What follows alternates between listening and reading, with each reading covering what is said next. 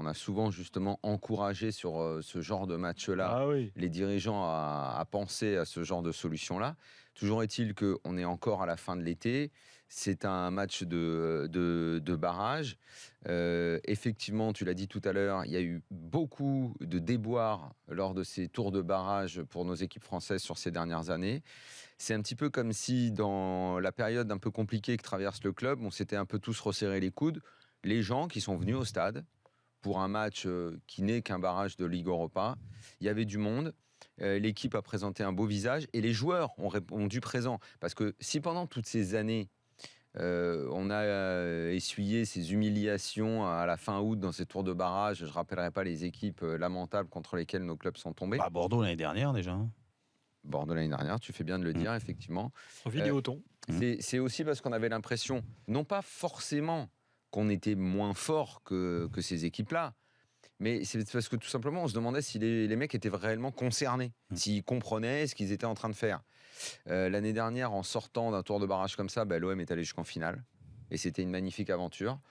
Pendant des années, on a dit à quel point nos clubs devaient jouer. On est un petit peu sortis depuis maintenant quelques années de la période, même si nos résultats n'ont pas toujours été top, mais au moins de la période on s'en fout, le je m'en foutisme par rapport à l'Europa League.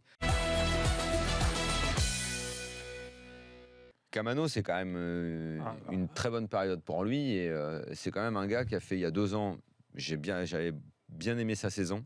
L'année dernière, gros trou noir, le mec disparaît, revient un peu sur la fin de saison. Bon, il a eu des choses qui se sont passées dans sa vie, enfin bon bref.